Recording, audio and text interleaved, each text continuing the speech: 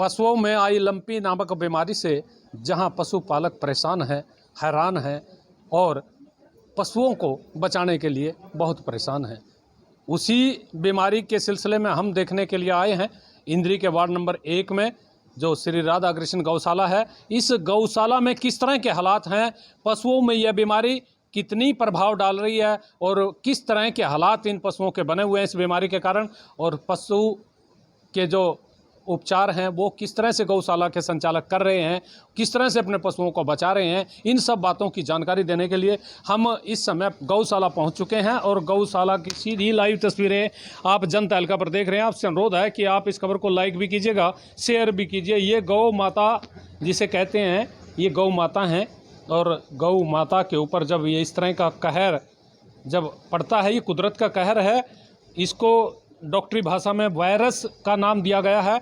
और इस वायरस से देखिए किस तरह से गौ माता प्रभावित है। ये देखिए किस तरह से जैसे जीवन के अंतिम सांस गिनता है, ऐसे ही पशु की यह हालत बनी हुई है।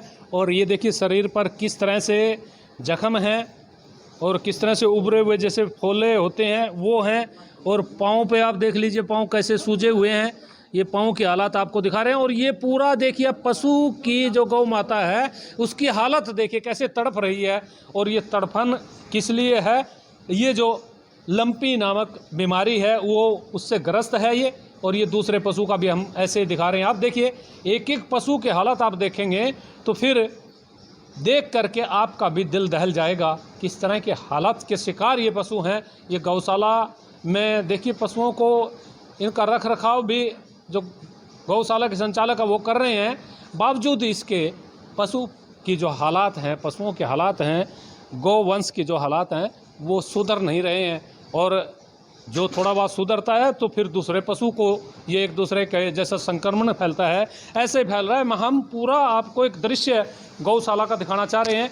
ये देखिए गौओं की हालात आप देखिएगा किस तरह से इस गौ की हालात बनी हुई है। जो ये लंपी नामक बीमारी ये आई हुई है, इस बीमारी के ग्रस्त जो पशु हैं उनकी हालात आप देख लीजिए, जैसे सूजा हुआ पूरा शरीर इनका देखिए। आप देखेंगे किस तरह से शरीर पर सोई है और सही रूप से खड़ी भी नहीं पशु हो पा रहे हैं। ये गौ माता की हालात आप देख करके आपका मन दहलेगा। और भी हम दूसरे पशुओं के हालात आपको एक बार दिखाना चाहेंगे। देखिए एक एक करके आप यदि पशुओं के हालात देखेंगे तो फिर शायद ही कोई पशु यहाँ ऐसा आपको दिखाई दे जो बचा हो इस बीमारी से। इस बीमारी से ग्रस्त जो पशु हैं, जिन पशुओं को बीमारी आ जाती है, उन पशुओं का बुखार होता है, उन पशुओं की तबीयत बिगड़ जाती है और वो ना तो घास खा सकते सही रूप में, ना पानी पी सकते हैं। कहते तो ये भी हैं कि इनके जो फोले पड़ जाते हैं, जैसे शरीर पर पड़ते हैं ऐसे मुंह के अंदर भी हो जाते हैं, जिससे शरीर की जो उनकी खान पान की जो प्रक्रिया है वो प्रभावित होती है। ये देखिए दूसरे भी पशुओं की यदि आप हालत देखेंगे तो वो भी इसी तरह से आपको दिखाई देगी। और ये पशुओं का पूरा जो गौशाला का पूरा दृश्य आपको दिखाया जा रहा है उनके लिए। यहाँ हालांकि जो ये गौशाला के संचालक हैं वो पूरा प्रयास कर रहे हैं कि किस तरह से इन पशुओं को, देखिए ये नई ब्याई हुई गाय है, इसकी भी हालात थोड़े बिगड़े हुए हैं लेकिन कुछ सुधार है। इन ये जो इधर के जो गौ माता हैं इनमें थोड़ा सा सुधार है, लेकिन दूसरे साइड में जो अलग किए हुए पशु हैं उनकी हालत काफ़ी बिगड़ रही है। दुधारू पशु हैं और ये पशुओं के छोटे छोटे बच्चे भी हैं, ये भी इन पे भी प्रभाव पड़ रहा है। लेकिन जिस गौशाला में इस तरह के हालात हों, उनके गौशाला संचालकों की क्या मनोदशा है और वो क्या जान रहे हैं, क्या सोच रहे हैं, इनसे भी जानेंगे। गौ संचालक हमारे साथ जुड़ चुके हैं।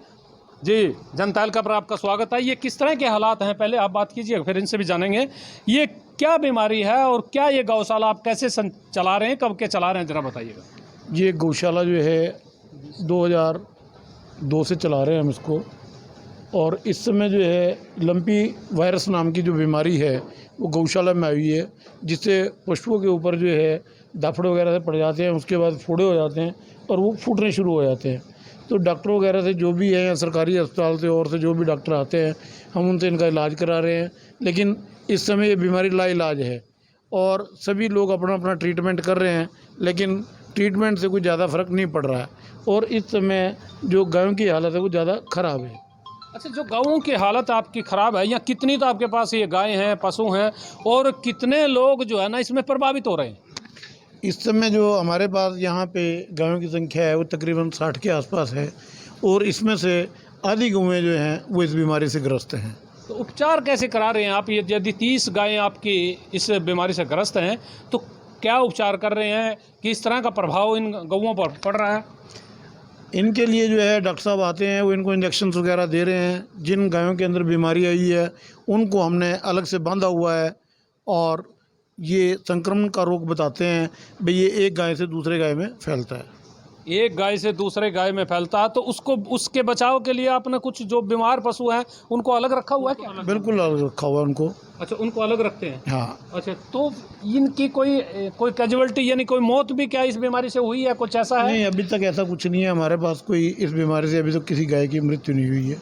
लेकिन मृत्यु सैया पर जरूर पड़े हैं। हाँ, मृत्यु सैया पे है, लेकिन अभी ऐसा एक गाय है जिसकी हालत इस समय नाजुक बनी हुई है। अच्छा, आप लोग डॉक्टरों को बुलाते हैं, डॉक्टर क्या कहते हैं इस बीमारी के बारे में?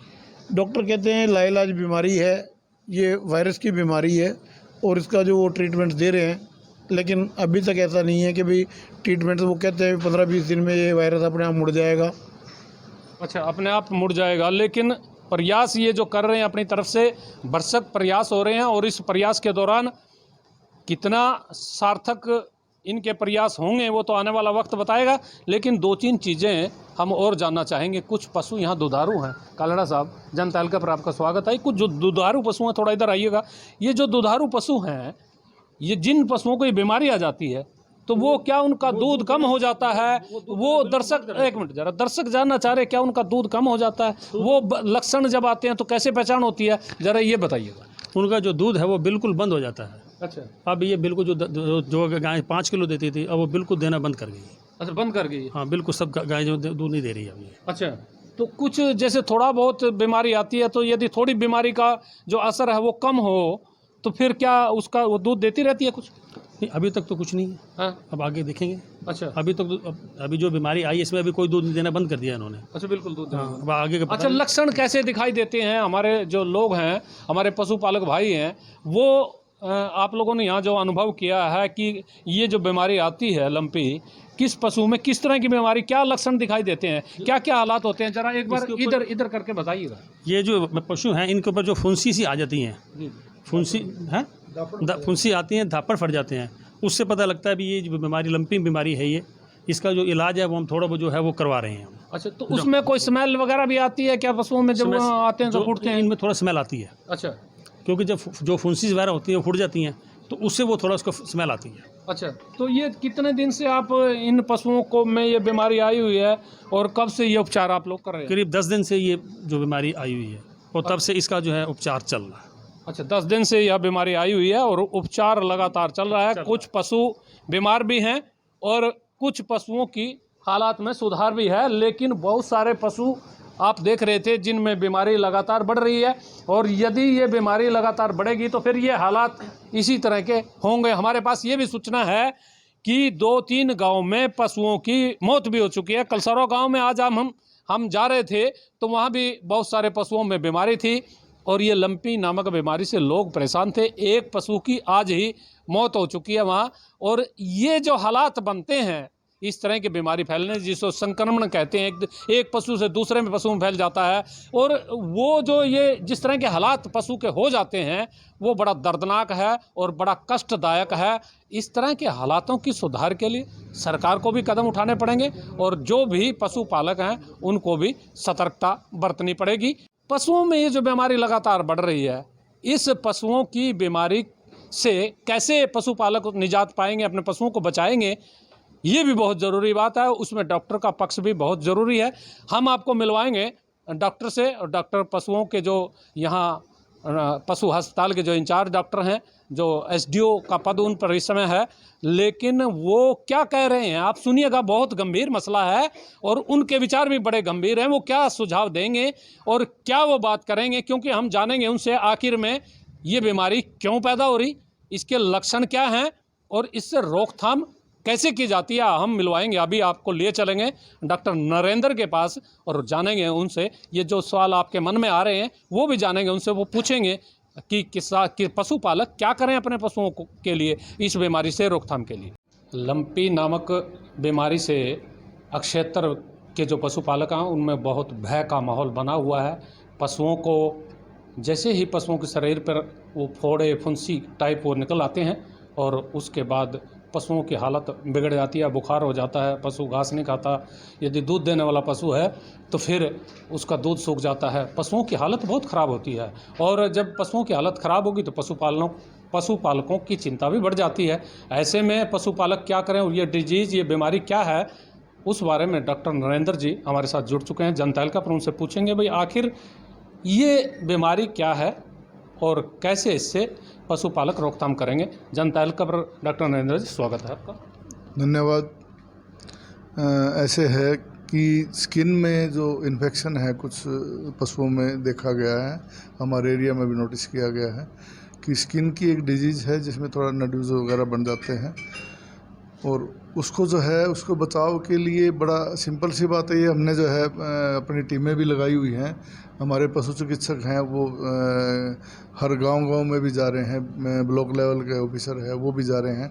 मैं खुद भी जो है विजिट कर रहा हूँ, लोगों को अवेयर भी कर रहे हैं कि इनको जो हेल्दी एनिमल्स को सेपरेट करें, क्योंकि एक लोकल जो है ये जो फ्लाई जो मच्छर होता है या मक्खी होती है उसके काटने से दूसरे एनिमल पे जैसे बैठता है तो उससे जो है स्प्रेड होने का खतरा रहता है।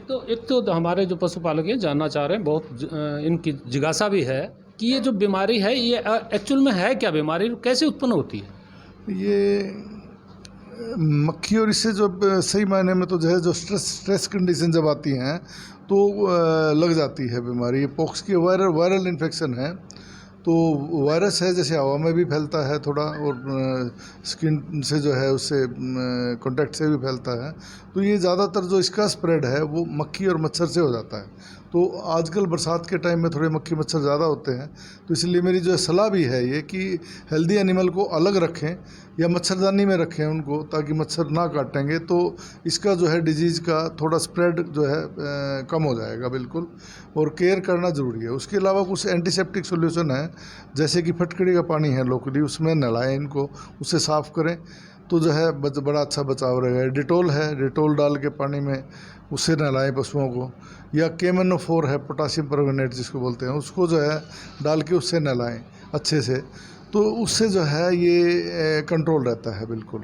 और उसके अलावा यदि कोई थोड़ा मोड़ा बुखार आ जाता है तो उसके लिए हम बुखार का जो है गोलियां भी दे सकते हैं, टैबलेट है बुखार की, या जो है वो बुखार का टीका है वो लगा सकते हैं। अच्छा, एक चीज़ और जानना चाहेंगे, जो ये पशु हैं जो जिन पशुओं में ये बीमारी आ जाती है उन पशुओं को क्या पशुपालक इकट्ठे रखें या एक दूसरे से बीमारी फैलती है, ये भी जानना चाहते हैं हमारे पशु। जो भी इन्फेक्टेड जो एनिमल्स हैं जिनमें जो ऐसे लक्षण कुछ दिखाई दें, स्किन के कोई इन्फेक्शन दिखाई दे, उनको अलग से रखें, अलग से केयर करें और उनको जो है केयर करने के उपरांत अपने हाथ भी धो लें।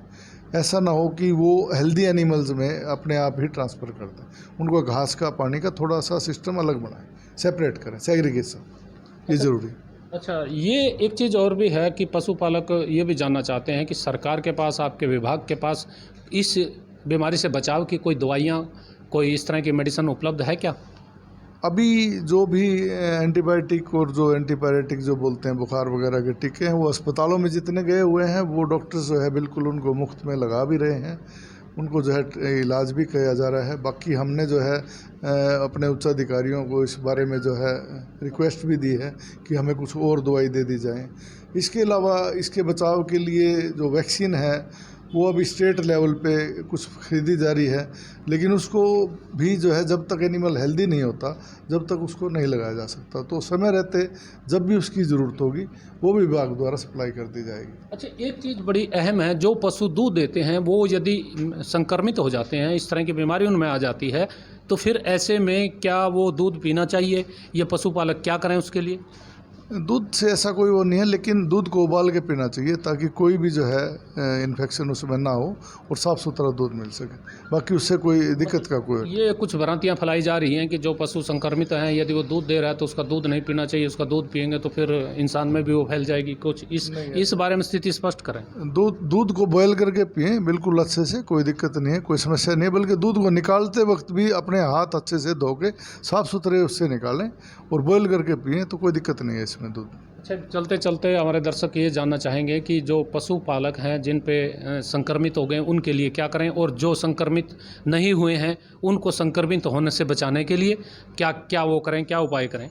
मैंने अभी बताया आपको कि जो संक्रमित हैं इससे उनको जो है फटकड़ी के पानी से, डिटोल के पानी से, KMNO4 से उससे नहलाएं, साफ़ सुथरे रखें। और सबसे इम्पोर्टेंट है अलग कर दें। संक्रमित यदि कोई एनिमल है उसको अलग रखें, उसका खाना पाना और सब अलग रखें। और यदि हेल्दी एनिमल को मच्छरदानी लगा के यदि बचाया जा सके तो ये जो है बीमारी बिल्कुल जो है जल्द से जल्द कंट्रोल किया जा सकता है, क्योंकि ये इसका जो मेनली ट्रांसमिशन है वो मक्खी और मच्छर से होता है। तो उससे बचाएं, उससे जो है जितने एनिमल को जल्द बचाएंगे उतना ही जो है फ़ायदा हो। अच्छा, कोई संक्रमित जो पशु है उस संक्रमित होने से बचाने के लिए उस पशु को, उसके लिए कोई मेडिसिन ऐसी है एडवांस में, उसको ऐसी दवाई दी जाए कि वो संक्रमित ना हो पाए, नहीं बच जाए वो? अभी सिर्फ यही है कि उसको फटकड़ी के पानी से या डिटोल के पानी से या KMNO4 से नहलाएं, साफ़ सुथरा रहे ताकि इन्फेक्शन आने का खतरा ना रहे।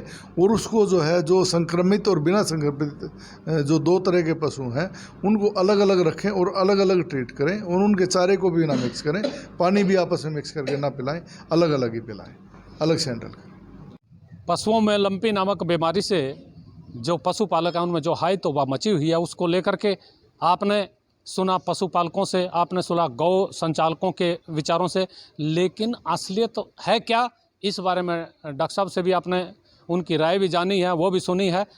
वास्तविक रूप में किसानों को, अपने पशुपालकों को बचाने के लिए स्वयं भी सतर्क होना पड़ेगा, स्वयं भी सजग होना पड़ेगा, क्योंकि हमारे पास जो सूचनाएं हैं वो बहुत सारे पशु इस बीमारी से ग्रस्त हैं और शायद ही कोई गांव और कोई शहर ऐसा बचा हो जहां ये बीमारी पशुओं में ना हो। और इस बीमारी होने से पशुओं की हालत बिगड़ती है, पशुओं को बुखार आता है, पशुओं के शरीर पर फोड़े फुलके ये हो जाते हैं। इससे पशुओं में एक अलग तरह की जो कमी है शरीर में वो महसूस होती है, पशु गर्मी में हाँफता है। इन सब बीमारियों को लेकर के आपको सतर्कता भी बरतनी पड़ेगी, सजगता भी बरतनी पड़ेगी और समय पर अपने पशुओं का उपचार भी करना पड़ेगा। यदि आप लापरवाह रह गए तो फिर आपके लिए मुसीबत आनी लाजमी है। तो आप सतर्क रहिए, सजग रहिए, अपने पशुओं को स्वस्थ रखिए और स्वयं को भी बचा करके रखिए। आप देखते रहिए जनता एल का। मैं अपने सहयोगी पंकज के साथ MS निर्मल।